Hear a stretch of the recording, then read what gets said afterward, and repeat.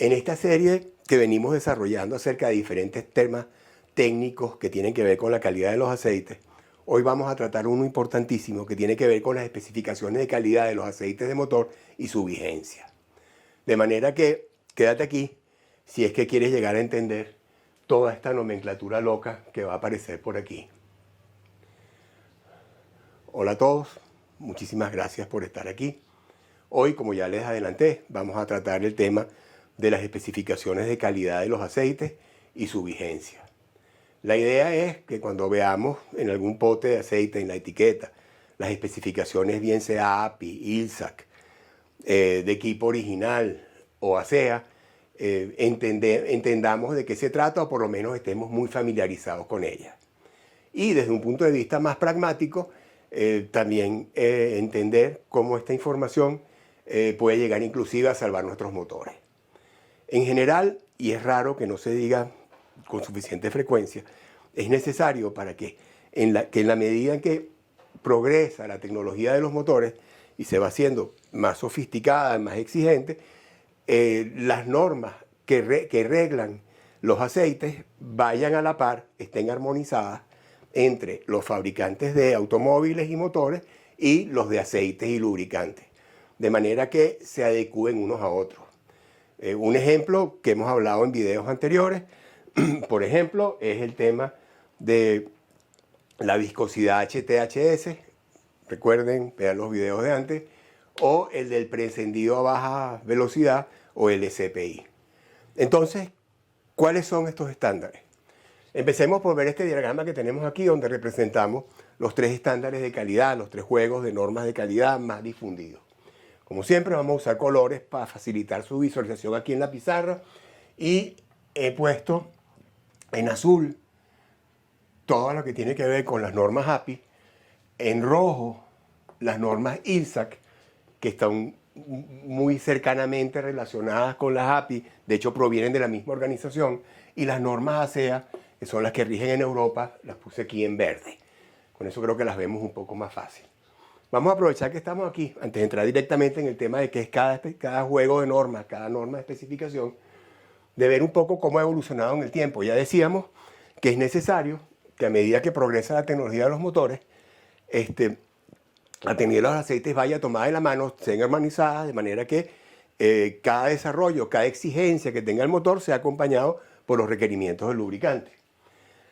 Vemos que aquí tenemos representado que la primera norma SAE, reconocida con la nomenclatura actual, arranca un poquito antes de 1930, pero en realidad las primeras normas de calidad de aceites que existieron se dieron en 1911 y también fueron creadas por SAE, que es el papá porque es la Sociedad Norteamericana, de Ingenieros. Eso evolucionó y ya más o menos para 1923 esas normas incluían parámetros que ya nosotros conocemos, hemos discutido, como viscosidad, punto de fluidez, color, resistencia a la corrosión, estabilidad y eso. Luego en algún punto abandonaron todo, se limitaron solamente a manejarse con la viscosidad, probablemente por lo que hablábamos de que la durabilidad y la supervivencia de los motores era lo primordial, y ya para 1947 más o menos se adoptan las normas tal como las conocemos ahora, es decir, con los criterios que manejamos hoy, que manejan todos esos valores, exceptuando viscosidad en el caso de API, que se maneja lo vimos ya, cuando hablamos de viscosidad, el grado SAE es lo que rige la viscosidad de un aceite y su estabilidad. Visto así, a grandes rasgos, y para hablar un poquito de la evolución de todas las normas, podemos arriesgarnos a decir que inicialmente, como ya hemos dicho varias veces, las normas estaban orientadas a garantizar la supervivencia y la durabilidad de los motores. Luego, bastante más adelante, más o menos por acá, empieza a tomar preponderancia el tema ambiental. Por tanto, ya aquí vemos que en las normas hay una orientación a reducir las emisiones a la atmósfera, en particular de partículas como yin y eso, y óxidos de nitrógeno. Y nacen las normas ILSAC, que justamente vamos a ver luego, son como las hermanitas de las normas API, pero un poco más orientadas hacia la parte ambiental. Luego, a medida que pasa el tiempo, se van logrando progresos en la reducción de estos dos grandes grupos de contaminantes, repito, partículas como yin y eso, y los óxidos de nitrógeno, y más o menos en 1912 tenemos un nuevo cambio de foco porque llegamos al punto de lo que llamamos retornos decrecientes, es decir, se ha avanzado tanto en la reducción de estos contaminantes que ya cada pasito adicional cuesta mucho mayor esfuerzo y mucho más económicamente. Ya se ha logrado una reducción de más del 95%, entonces se reorienta el esfuerzo, más o menos a partir de 2012, hacia la reducción del CO2. ¿Cómo se logra eso con mayor facilidad? Si recordamos que tanto el diésel como la gasolina están compuestos por hidrocarburos, es decir, está el carbono metido ahí. Si reducimos el consumo de estos hidrocarburos, es decir, reducimos el consumo de combustible, en la misma medida vamos a ver reducida proporcionalmente la emisión de CO2 a la atmósfera. Entonces, más o menos en 2012 arranca un proceso muy fuerte orientado a reducir consumo de combustible para que de rebote directamente bajen también las emisiones de CO2.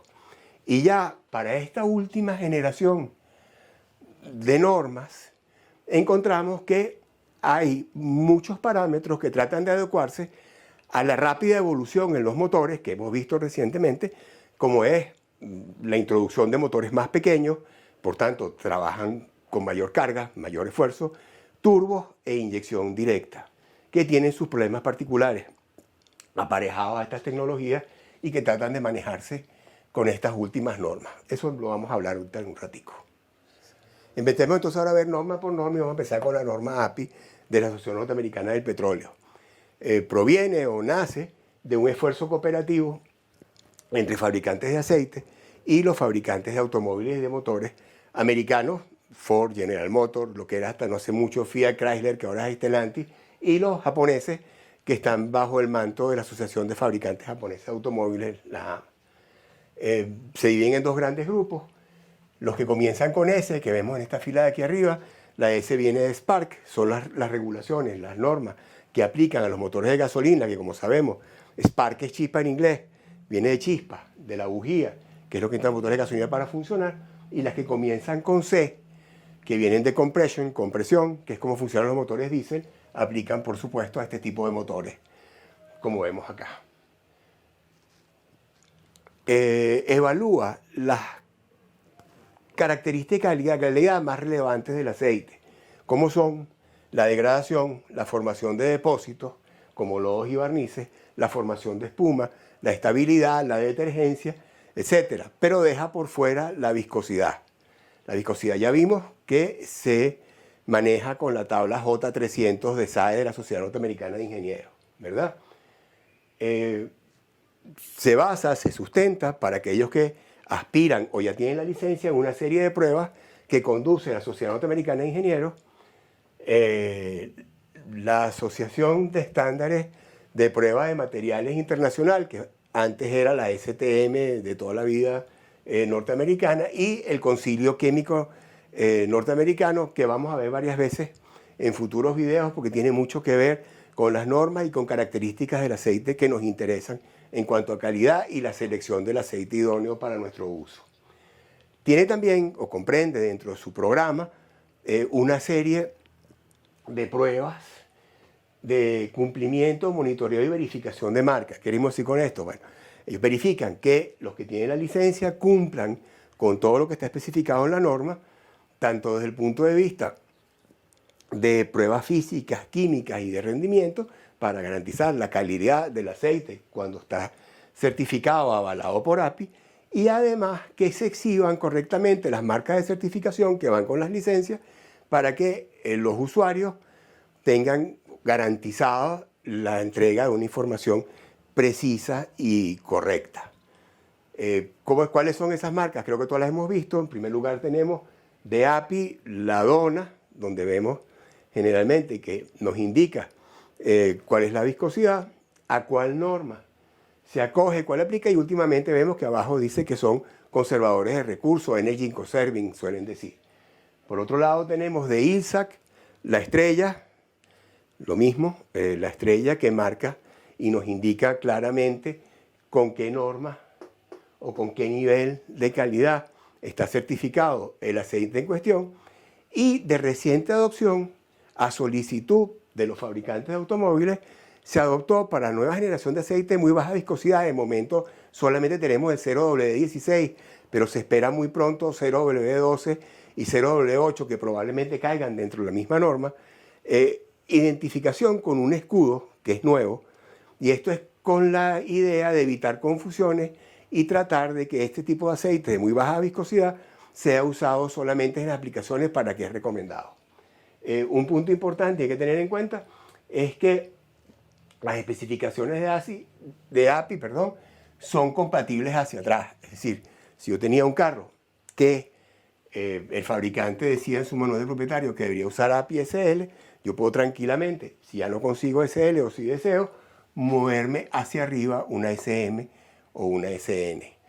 Excepción, probablemente, y esto aplica para los que tienen el escudo que ya mencionamos, que se utiliza para los aceites que ya vamos a ver ahorita, que cumplen con la norma ILSAC GF6B, puede haber no compatibilidad hacia atrás por la baja viscosidad, en particular la viscosidad HTSS, HT, HS, lo que puede comprometer la durabilidad del motor. Por tanto, hay que revisar muy bien el manual de propietario para ver si lo podemos usar o no. Seguimos ahora con normas ILSAC, vienen del Comité Internacional de Aprobación y Estandarización de Lubricantes. Ya dijimos que es pariente muy cercano de API, de hecho ambas provienen de esta misma organización, y por lo mismo pues, también son parte del concierto de acuerdo entre los fabricantes de automóviles norteamericanos que ya mencionamos y los que están cobijados por la Asociación de Fabricantes de Automóviles Japoneses. Podríamos decir, para verlo de la manera más simple posible, que las normas ILSAC son la versión de normas API con énfasis en el medio ambiente. En realidad no están así. La idea es que ILSAC defina las necesidades de los motores, ASTM maneje las pruebas y las evaluaciones, y que API se encargue de la nomenclatura, el lenguaje que va a los usuarios y la supervisión de los aceites. Pero para efectos de explicarlo con mayor facilidad, vamos a lo primero, es decir, es normas API reforzadas con normas ambientales. Siendo así, tenemos que la norma GF1 de ILSAC viene siendo equivalente a la SH, o viene siendo la SH, junto con el juego de normas que se conocen como conservadoras de energía, Energy Conserving, que vemos en los envases de segunda generación, Energy Conserving 2. La GF2 viene siendo lo mismo, solo que con respecto a la SJ, es decir, GF2 es SJ más S2, GF3 es SL más GF2. Ya cuando llegamos a GF4, tenemos un cambio en el sentido de que se hace más exigente que la S2 en cuanto a ahorro de combustible, y se adopta el estándar ASTM de 687, que no vale la pena entrar en detalle aquí, si solamente saber que es más exigente en cuanto a consumo de combustible. Ya dijimos por el consumo de combustible es tan importante desde el punto de vista de emisiones. Saltamos a GF5, que viene siendo contemporáneo con SN, pero ya empieza a tomar en cuenta más cosas. Por lo que hablábamos antes de adopción de tecnologías más exigentes en los motores, nuevas tecnologías de motores que resultan más exigentes para con los aceites, ya con GF5 empezamos a ver que empieza a surgir el énfasis en protección contra depósitos de alta temperatura en pistones y turbos, mayor control de los depósitos de lodos, barnices y lo que llamamos pasta pues, en los motores, compatibilidad con los sistemas de posttratamiento de control de emisiones, compatibilidad con sellos del motor. Eso inclusive, no sé si se acuerdan que siempre se ha hablado de cuando uno agrega sintético el carro bota aceite por todos lados, ¿no? Eso se ha combatido durante muchos años, y ya con la norma GF5 se hace aún más énfasis en eso, es decir, que estoperas eso están protegidos, y por el uso del etanol, sobre todo en combustibles que tienen alta concentración como E85, También que el aceite ayude a prestar protección contra el alto contenido de etanol. El etanol no es tan, ¿cómo se llama?, benevolente con los motores como nos han querido hacer creer. Y por último tenemos la opción de la norma vigente actualmente, que son las GF6, que se nos dividió en dos. Tenemos GF6A, es aceite SP, con énfasis en consumo de combustible y poniendo especial cuidado en la protección y rendimiento, manteniendo la duración del motor, y GF6B, que se crea esta bifurcación, esta categoría separada, digamos, independiente, por la adopción de aceites de aún menor viscosidad que estamos acostumbrados, como el 016W, que ya está en el mercado, y que vienen en camino y que probablemente se acojan bajo este mismo paraguas, que son 0W12 y 0W8, que están aquí al llegar, ya nos falta mucho. A causa de la bajita viscosidad de este aceite, ya mencionamos, es la razón por lo que estos, que están catalogados como GF6B, están en los envases indicados con el escudo en lugar de la dona y la estrella tradicional, con la idea de evitar confusiones con los otros aceites y no se vaya a utilizar en motores que no están diseñados para ello, porque por la baja viscosidad pueden terminar produciendo problemas de desgaste excesivo y falta de durabilidad de motores que no están diseñados para usarlo. Vamos a centrarnos, por cuestión de brevedad, en qué nos traen como beneficio este último set de normas, lo que está vigente hoy en día, lo último que salió. Entonces, para API-SP e ISA GF6, ¿qué tenemos? Reducción de gases de invernadero. Este tema de reducción de gases de invernadero está siendo cada vez más importante, más pesado en todas las normas que tienen que ver con control de emisiones de los carros y por tanto de los aceites, que como ya dijimos deberían ir hermanados siempre.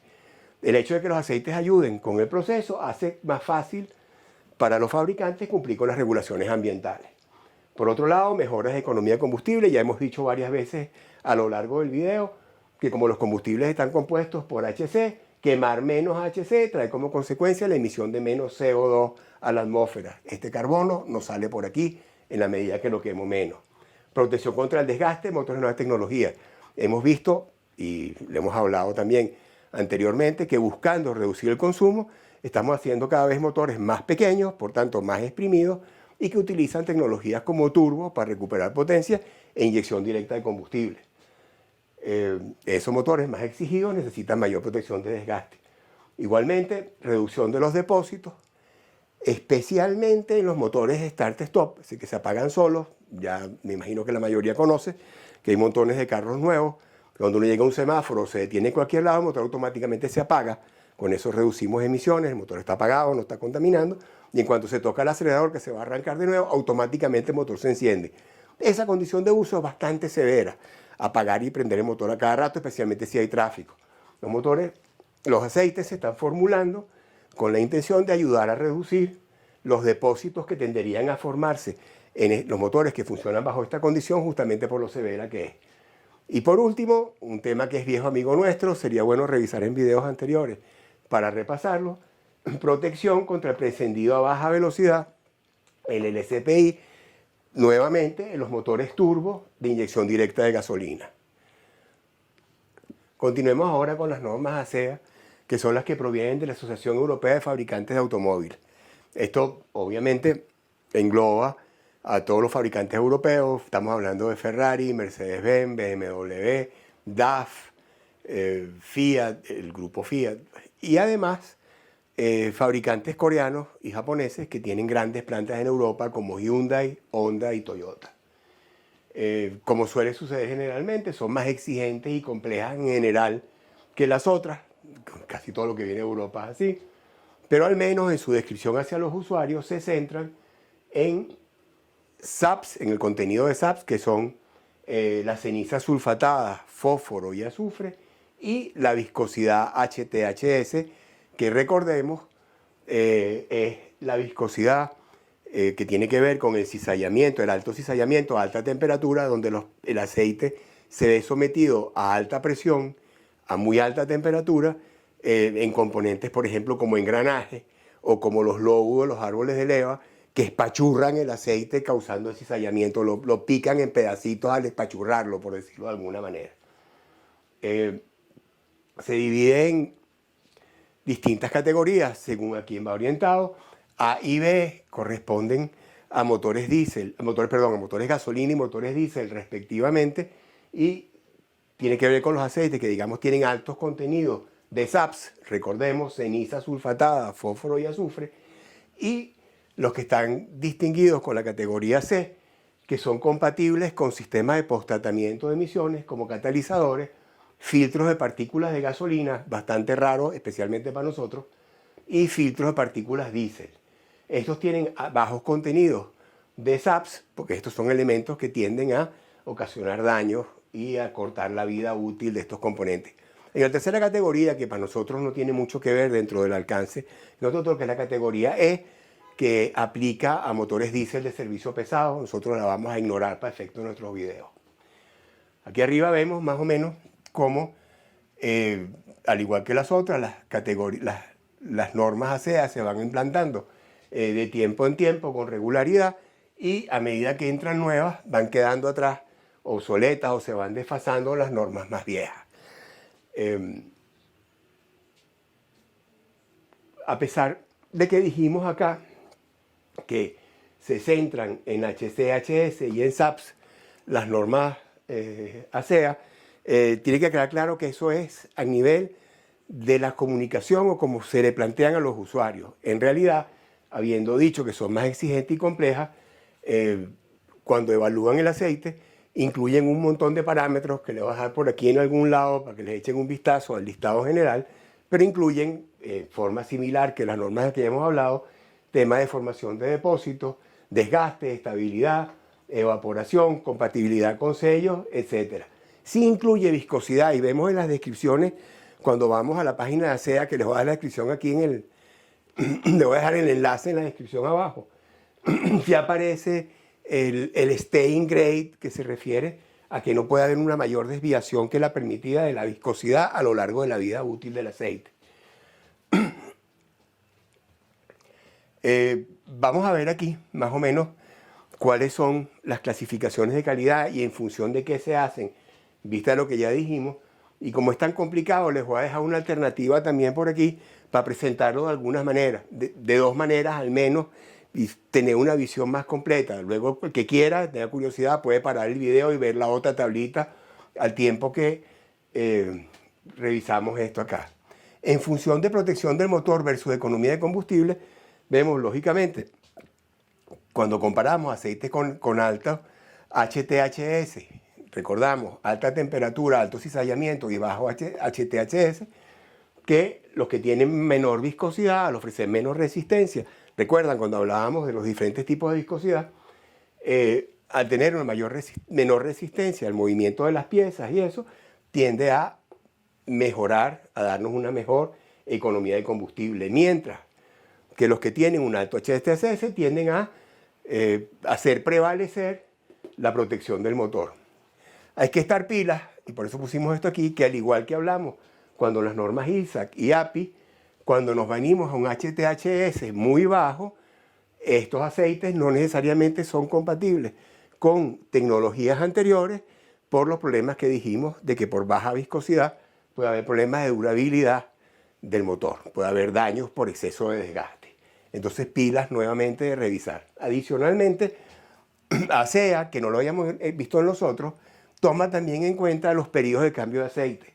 Entonces, para estas categorías se considera que los intervalos de cambio de aceite son extendidos, son más largos. Y estas categorías, que todavía están vigentes, están pensadas para intervalos normales. Por otro lado, si nos vamos ahora a ver en esta tabla, ¿verdad?, las categorías ASEA de categoría C, es decir, las de bajos SAPs, que están pensadas para proteger los sistemas de posttratamiento de emisiones, vemos entonces en este gráfico la protección del sistema de posttratamiento contra economía de combustible. Vemos nuevamente a menor HTHS, ¿verdad?, mayor economía de combustible, y en la medida que el SAPs baja, es decir, que generalmente en la categoría C, que es la que es compatible con los sistemas de posttratamiento, dividimos en dos subgrupos de SAP medio y SAP bajo. a menor SAPS, mayor protección a los sistemas de post-tratamiento. Haciendo análogo a lo que hicimos antes, echando un vistazo solamente a las últimas categorías que se acaban de introducir apenas ahorita en junio de este año, tenemos que es para los motores diésel y gasolina de alto SAPS, tenemos la A7 y la B7, y para la categoría C tenemos el 6. Vemos que además de todo lo que hemos hablado anteriormente, el énfasis de manera muy similar a como vimos en SN+, y SP y en GF6, ¿verdad? Hay un énfasis en combatir la formación de depósitos en zonas muy calientes como los turbos, combatir el preencendido a baja velocidad y el asunto que hablamos también antes del start-stop, de los garros que se detienen automáticamente el motor y vuelve a arrancar por la condición severa que es. Entonces, combatir depósitos y combatir preencendido a baja velocidad es una vez más prioridad en las últimas generaciones que marqué aquí en rojo de normas ASEA, al igual que en sus contrapartes de este lado del río. Con esto no se acaban todas las normas que hay más, menos prevalentes, quizás menos interesantes para nosotros que estamos de este lado del mundo, en el continente americano, pero vamos a verlas rápidamente por encimita. Las normas OEM, OEM significa equipo original del fabricante, son especificaciones propias de los fabricantes de automóviles. Todo el mundo tiene derecho a tener opinión, esto no es un hecho, es una opinión mía personal, pero la verdad que no sé aquí qué puede haber sin malcriadez o interés comercial en tener estas normas o estas especificaciones propias de cada fabricante, si se supone que en todos los casos, tanto en API como ILSA como ASEA, hubo un consenso para crear la norma.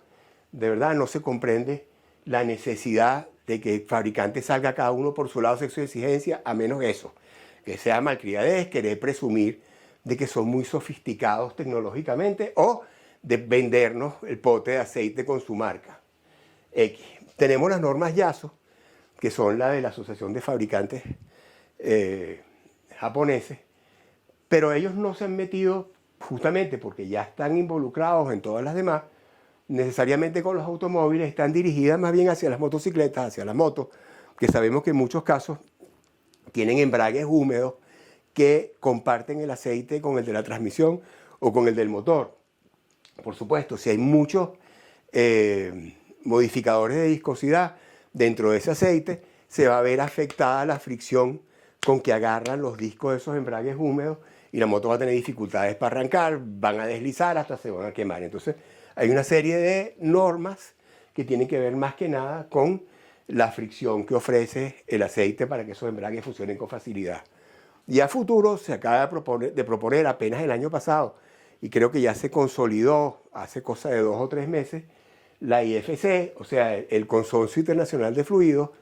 Es una iniciativa inicialmente de Toyota, ya se han unido otros fabricantes, para crear una nueva organización que esperamos, ojalá, desplace a todos los demás, en honor a la simplicidad, nos sirva.